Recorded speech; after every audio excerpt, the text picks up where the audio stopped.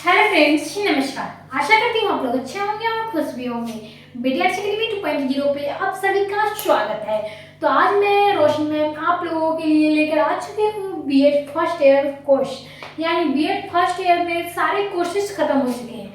आप लोगों का अभी बाकी क्या है, तो आप लोगों का EPC 3 अभी तैयारी हो रही है। तो अगर आप लोग चाहते हैं सेकेंड ईयर की तैयारी करना, वो भी रोशनी मैम के साथ, तो आप लोग कमेंट में जरूर ही बताइएगा कि आप लोगों को रोशनी मैम की क्लास कैसी लगती है। चलिए, सबसे पहले आप लोग क्या करिएगा, चैनल को सब्सक्राइब कर लीजिए, वीडियो को लाइक कर लीजिए और कमेंट करना ना भूलिए कि आप लोग बिहार की कौन सी यूनिवर्सिटी से आप लोग बीएड कर रहे हैं। और भी आप लोगों का सेशन अगर 25 से 27 है तो आप लोगों के लिए बहुत ही अच्छा, क्योंकि मैं आप लोगों के लिए अगले महीने से सेकेंड ईयर का जो है एग्जाम खत्म होने वाले हैं। उसके बाद जो 25 से 27 सेशन वाले हैं उनका सेकेंड ईयर का जो मैं सब्जेक्ट सब कोर्स चालू करने वाली हूँ। तो चलिए, आज आप लोगों का EPC 3 में क्रिटिकल अंडरस्टैंडिंग ऑफ ICT पढ़ाया जा रहा है। सूचना एवं संप्रेषण तकनीकी की छात्र की समझ।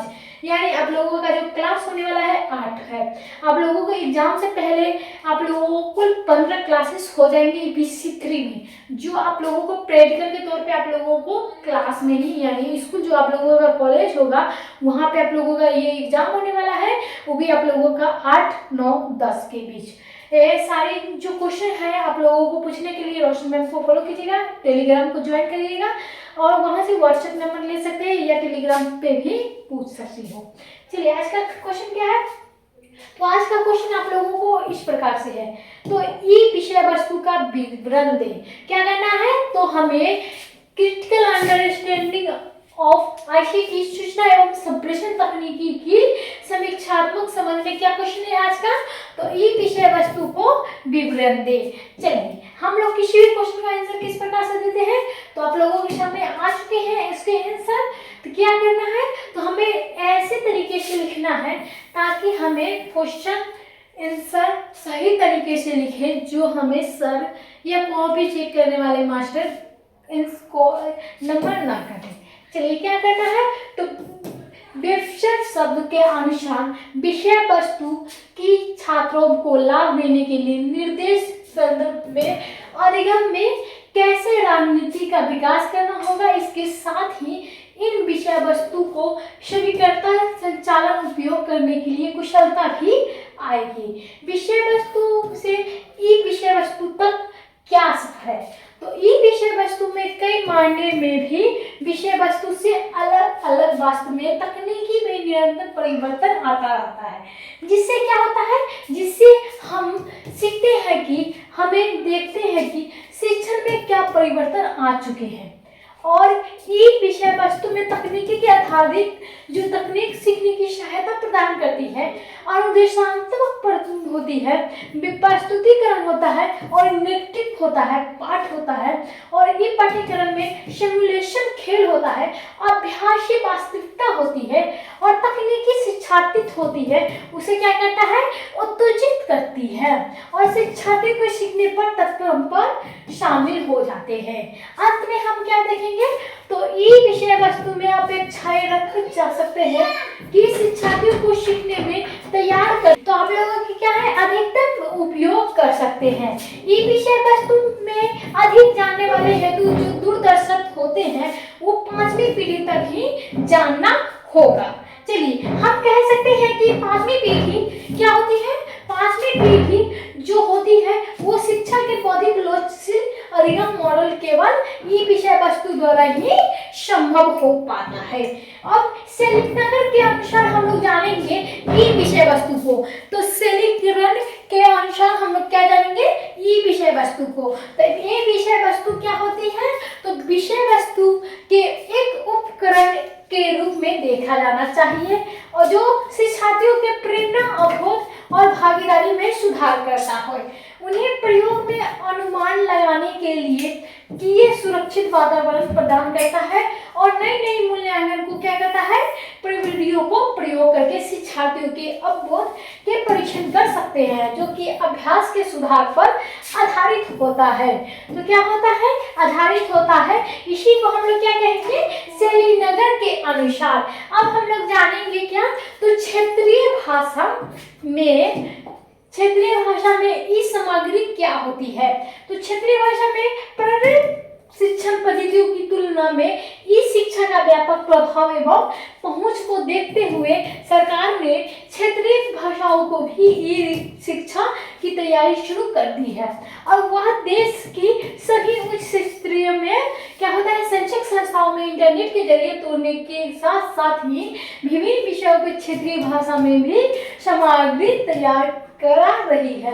इसके तहत अब 31 राज्यों एवं केंद्र शासित प्रदेशों में 31,299 कॉलेजों में 19,876 कॉलेजों में इंटरनेट संपर्क से जोड़ा जा चुका है और देश के 419 विश्वविद्यालय में 399 के बीच इस संपर्क की स्थापित भी हो चुका है।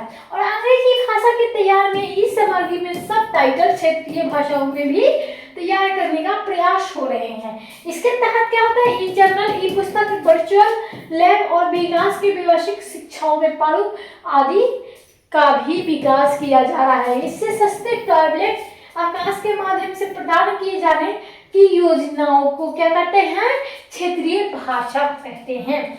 आप लोगों ने क्लास को लाइक नहीं किया तो क्लास को लाइक कीजिए, क्लास को शेयर कीजिए और जितना हो आप लोग कमेंट करिए, क्योंकि आप लोगों को कैसे किस तरह से पढ़ाना है हमें पता है, लेकिन आपको कैसे पढ़ना है ये आप लोगों को जानना और हमें बताना है। चलिए क्या करना है, तो दूसरा क्या है, शैक्षिक संचार का संघ। शैक्षिक संस्कार जो संचार का संघ क्या होता है, तो शैक्षिक संचार संघ अपने 22 मीडिया केंद्रों को साथ मिलकर स्नातक छात्रों को विश्वविद्यालय के अनुदान आयोग के पाठ्यक्रम के अनुरूप विभिन्न विषयों पर ई सामग्री पाठ्यक्रम को तैयार करता है, जिससे ये डिजिटल सामग्री जिससे विश्व भर में कंप्यूटर को नेटवर्क भेजा जा सकता है और कहीं न कहीं इंटरनेट भी इसे देखा जा सकता है। ये सामग्री संदर्भ सामग्री और बार बार पूछे जाने वाले प्रश्न को इन्हें आसानी से डाउनलोड किया जा सकता है, जिसे शैक्षिक संचार संघ विश्वविद्यालय के अनुदान आयोग को क्या कहते हैं, लगभग 90 विषयों के लिए सामग्री तैयार करने में लगा हुआ है, जिसे हम क्या कहेंगे, शैक्षिक संचार संघ, यानी शैक्षिक संचार संघ हम लोग कहेंगे। और हम लोग क्या करेंगे, तो इसीलिए शैक्षिक संचार में हमें क्या बने, 7 विषयों को मानव शास्त्र, हिंदी, गणित, फोटोग्राफी और पर्यावरण अध्ययन इतिहास के लिए इस सामग्री पाठ्यक्रम में सॉफ्टवेयर तैयार किए गए हैं, जिसे वनस्पति में मानव संसाधन विकास को मंत्रालय के पोर्टल www.ac.in पर उपलब्ध किया गया है। अब हम लोग तीसरा चलेंगे, उच्च शिक्षा सामग्री में क्या होती है, तो उच्च शिक्षा में इस सामग्री में सूचना एवं संचार की प्रौद्योगिकी के माध्यम से उच्च शिक्षा का प्रसार करने में सुदूर क्षेत्रों तक पहुंच सुलभ बनाने के लिए स्थानीय स्तर पर पर्यावरण अध्ययन, हिंदी, अंग्रेजी, गणित और मानविकी, फोटोग्राफी, इतिहास, सामाजिक विज्ञान और इंजीनियरिंग, प्रबंधन, चिकित्सा विज्ञान विषयों में इस सामग्री को तैयार की गई है। चलिए उच्च शिक्षा इस सामग्री में हम लोग जान चुके हैं। अब हम लोग जानेंगे क्या अंतिम और लास्ट बार, जिसे आप लोगों को क्या करना पड़ेगा, तो आप लोगों को सबसे पहले फॉलो करना होगा BDS Academy 2.0 को। तो जाइए आप लोग ज्वाइन कीजिए और जल्दी से जल्दी इस चैनल को सब्सक्राइब कर दें। अब हम लोग क्या करेंगे, अब हम लोग चलेंगे कहाँ पे, तो दिल्ली विश्वविद्यालय का सहयोग। दिल्ली विश्वविद्यालय का सहयोग हम लोग जानेंगे। अभी तक आप लोगों ने बस उच्च शिक्षा की इस सामग्री के बारे में पढ़े हैं। उच्च शिक्षा में सूचना की प्रकृतियों को जोड़ने का प्रयास तहत दिल्ली विश्वविद्यालय के 7 विषयों में इस सामग्री तैयार करने की प्रयोजन पर काम कर रहा है। इन विषयों में सामग्री के मल्टीमीडिया फॉर्मेट जारी कर दिया गया है, जिससे ऑनलाइन आवेदन, क्विज, एनिमेशन, अभ्यासी, प्रयोगशाला, ऑडियो वीडियो क्लिक शामिल होगा। इस प्रयोजन को उद्देश्य छात्रों को प्रारंभिक उपायों के साथ प्रौद्योगिकियों को जोड़ने का शिक्षण प्रक्रिया व्यापक बनाना होगा। और IIL अभिरसायन वनस्पति विज्ञान प्रणाली विज्ञान इतिहास गणित अर्थशास्त्र और वाणिज्य विषयों में इस सामग्री तैयार कर रही है, जिससे क्या करते हैं, मानव संसाधन विकास को मंत्रालय पोर्टल तथा विश्वविद्यालय की वेबसाइट पर जारी कर दिए गए हैं। तो आप लोगों का आज का क्लास कैसा लगा जरूर नहीं बताइएगा। आप लोगों का क्वेश्चन क्या था, ये विषय वस्तु का विवरण दे। तो इस विषय वस्तु को विवरण किस प्रकार से आप लोगों को देना है, आप लोग अच्छी तरह से समझ गए होंगे। तो वीडियो में 2.0 को फॉलो कीजिए ताकि आप लोगों को आगे से आगे बढ़ाए। चलिए इसे आज के लिए बस इतना ही। धन्यवाद। अगले वीडियो में फिर से मिलूंगी कुछ नया और खास।